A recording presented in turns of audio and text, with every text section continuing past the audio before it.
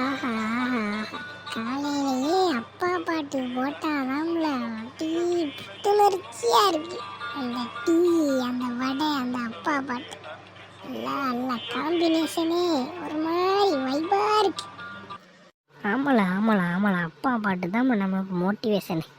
அதுக்கப்புறம் தான் எல்லாம். ஆமாம் பிரே, இன்னைக்கு எங்கே இன்ட்ரி ஏதோ போகிறேன்னியல, என்னாச்சு? எத்தனை மணிக்கு போகிற? யார் கூட போகிற? ஆமாம் லைச்சாக்கி, அது வேற எரிச்சலா இருக்குல்ல. 10 மணிக்கே போகணுமா? நம்ம என்னைக்கெல்லாம் 10 மணிக்கு ரெடி ஆனோம். வஜ்ஜில் தொழுதுட்டு போய் படுத்தது 12 மணிக்கு தான் எந்திப்போம். 10 மணிக்கே கிளம்பணும். 10 மணிக்கே எந்திரிச்சு கிளம்பி போய் அல்லா என்னத்தை செய்ய போகிறோம் தெரியல. எங்கே நான் மட்டும்தான் போகணும், வேறு யார் கூட போவேன்? என்னல பீரை இப்படி சொல்லிட்ட? உன் நண்பன் நான் இருக்கும்போது யார் கூட போவேன்ட்டியல?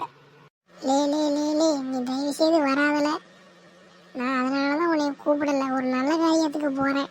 உன் கூட போனேன்னா விளங்காது. பாத்தியால பீரை, நண்பனை பற்றி இப்படி சொல்லிட்டியல. செல்ல செல்ல சக்கி, அழாதல. சும்மா சொன்னா நான் உடனே அழுதுருவேன். நடிப்புக்கார பயப்படலால் நீ. அப்பா கேரக்டர் முடிஞ்ச மாற்றிக்கிட்டே இருக்க பத்தியா? சரி வா கிளம்புவோம். போய் ஒரு 2 மணி நேரம் தூங்கிட்டு அந்த ஆளை எந்திரிச்சு இன்டர்வியூ ஓடணும் மாப்பிள்ள. சீக்கிரம். சரில பீரே, நீ எந்திரிச்ச உடனே எனக்கு ஒரு ஃபோன் அடி, சரியா? உடனே வந்துடுவேன் டான்னு. பீரே, ஒரு வழியாக வந்தாச்சு. நல்லபடியாக டெஸ்ட் எழுதிட்டு வாழ. திருநெல்வேலியே நமக்கு வேலை கிடைச்சா நல்லது தானே.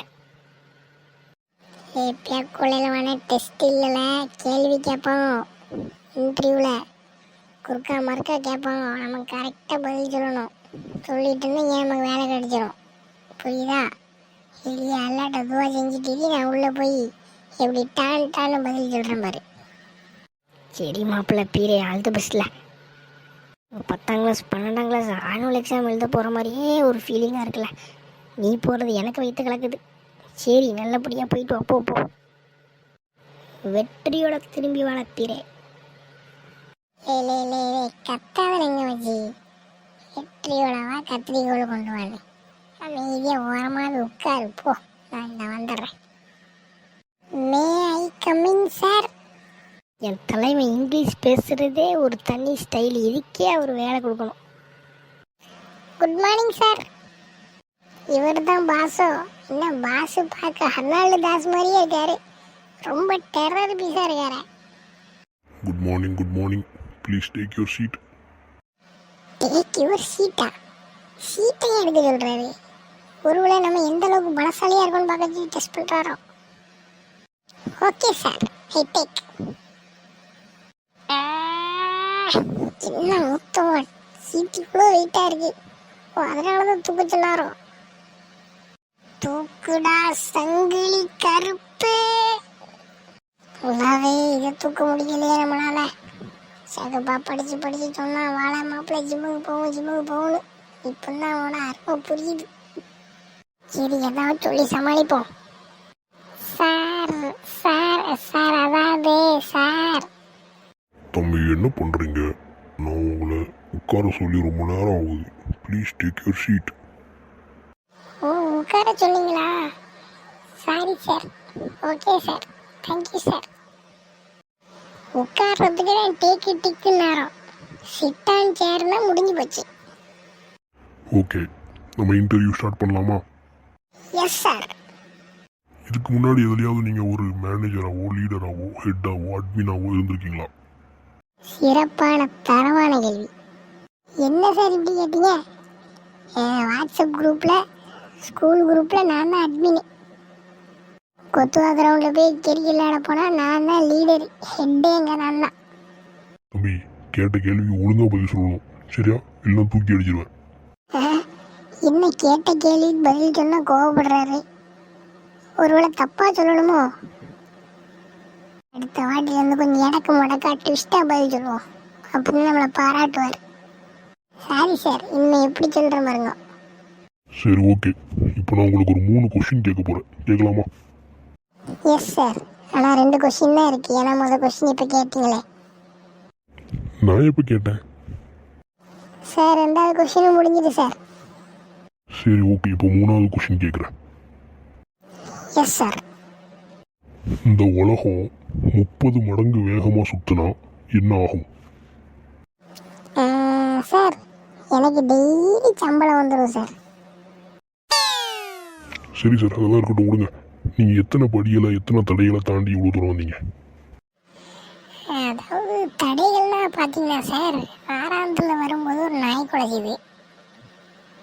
அதுக்கப்புறம் திருநெல்வேலி பஸ் ஸ்டாண்டில் இறங்கினோட ஒரு வாழைப்பழம் ஒன்று வலிக்கிச்சு. நீங்கள் அப்படியே தப்பிச்சிட்டேன். இப்படி தடைகள் 1-2 தான் இருந்துச்சு. ஆனால் படிகள்னா சார், எங்கள் வீட்டில் ஒரு 2 படி, பஸ்ஸில் ஏறணும் இறங்கினது ஒரு 2-4 படி. உங்கள் ஆஃபீஸில் படியா எம்மாடி 15 படி இருக்கு. ஆனால் என்னன்னு ஒரு 25 படி ஏறி இறங்கியிருப்பேன் சார். ஐயோ கடவுளே, நான் வாழ்க்கையில் என்னென்ன தடுங்கள் என்னென்ன படிகள் ஏறி சாதிச்சு முன்னேறி வந்திருக்கீங்க அப்படின்னு கேட்டேன். சரி சரி, உங்கள் ஃபைல்லாம் பார்த்தேன், உங்கள் ரெஸ்யூம்லாம் பார்த்தேன்.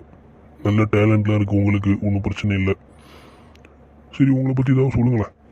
சார் அதான் ஃபைல் இருக்கு சார், ஃபைல் இருக்கேதா சார், வேறு எதுவும் கிடையாது சார். பரவாயில்ல, நான் உங்கள் ரெஸ்யூம் ஃபைல்லாம் பார்த்தேன். இருந்தாலும் நீங்கள் வாயால் சொல்லுங்கள், உங்களுக்கு என்ன டேலண்ட் இருக்குன்னு தெரிஞ்சுக்க வேண்டாமா? சார் சொல்ல மறந்துட்டேன் சார், எனக்கு ஒரு டேலண்ட் இருக்கு. என்ன கொஸ்டின் கேட்டாலும் உடனே ஆன்சர் சொல்லிடுவேன். அப்படியா? பரவாயில்லையா? சரி, இதுக்கு பதில் சொல்லுங்க பாபு. 2,03,000 3,02,000 எவ்வளோ? 5,04,000 சார். ஆன்சர் அது கிடையாது தம்பி. Answer is wrong. தப்பு. ஆன்சர் தப்பா இருந்தா என்ன சார்? நான் உங்கள்ட்ட என்ன சொன்னேன்? எந்த கேள்வி கேட்டாலும் டக்குன்னு பதில் சொல்லுவேன். அதான் என் டேலண்ட்னு சொன்னோம்ல. நீங்கள் கேட்டோன்னா டக்குன்னு பதில் சொல்லணும் இல்லையா? நீங்கள் ரொம்ப ஓவராக பேசுகிறீங்க. நீங்கள் கேட்குற கேள்விக்கு ஒழுங்காக பதில் சொல்ல மாட்டேங்கிங்க. எனக்கு முடக்காவே பதில் சொல்லிட்டு இருக்கீங்க. நான் கரெக்டாக பதில் சொன்னாலும் திட்டுறாரு, எனக்கு முடக்கா பதில் சொன்னாலும் திட்டுறாரு. இதுக்கு மேலே இது செட் ஆகாது. பாஸ் லியோ தாஸா மாறிட போகிறாரு. நம்ம கொஞ்சம் அடக்கியே வாசிப்போம். சாரி சார், ஏதோ நீங்கள் கேட்ட கேள்விக்கு ஸ்மார்ட்டாக பதில் சொல்லணுங்கிறதுனால அப்படி பேசிட்டேன். இது நினச்சிக்காதீங்க. சரி தம்பி விடுங்க. சரி, இப்போ நீங்கள் வேலைக்கு செலக்டட் ஆகிட்டேன்னு நினச்சிக்கோங்க. என்ன சார் சொல்கிறீங்க? உண்மையாவா? தம்பி செலக்டட் ஆகிட்டீங்கன்னு நினச்சிக்கோங்கன்னு தான் சொன்னேன். செலக்டட் ஆகிட்டீங்கன்னு சொல்லலை. சரி, நினச்சிட்டேன். மேலே சொல்லுங்க. எங்கள் கம்பெனியில் மாதத்தில் 20 நாள் கிட்ட வெளியே ட்ராவல் பண்ண வேண்டிய நிலைமை வரும். ட்ராவல் பண்ண வேண்டிய வேலை அதிகமாகவே இருக்கும். உங்களுக்கு அது ஓகேவா? உங்கள் உடம்பு ஒத்துழைக்குமா? நீங்கள் போவீங்களா? என்ன அதை பற்றி கொஞ்சம் தெரிஞ்சுக்கலாமா? என்னன்னு சொல்லுங்கள். அதான் சார், ட்ராவல் தானே. 20 நாள் மாதத்தில் 30 நாள் நீங்கள் ட்ராவல் கொடுத்தாலும் சரிதான். அதுக்கெலாம் அசரவே மாட்டோம். ஆனால் ஒரே ஒரு கண்டிஷன் சார், ஃபோன் அடித்து எங்கே போகிற எங்கே வர என்ன செய்யறன்னு கேட்கக்கூடாது. கடவுளே, என்னை காப்பாத்து. முடியல. ஆமாம் சார், நானும் வந்தோடனே பார்த்தேன் சார். என்னடா பாஸுக்கு முடியே இல்லை அப்படின்னு. தம்பி, நீங்கள் என்ன மேலும் கோவப்படுத்தி பார்த்துட்டே இருக்கீங்க. தயவுசெய்து நீங்கள் வெளியே போங்க. உங்களுக்கு வேலை கிடைச்சதா இல்லையான்னு நான் 2வது சொல்லி விட்றேன். தயவுசெய்து நீங்கள் போகலாம். சார், நான் பேசுனது எதுவும் மனசில் வச்சுக்காதீங்க சார். எனக்கு வேலை இருக்குதா இல்லையான்னு சீக்கிரம் சொல்லுங்க சார். வேலை கிடைச்சா நல்லாயிருக்கும். டெய்லி உங்களை பார்த்துருவேன். என்னது டெய்லியா?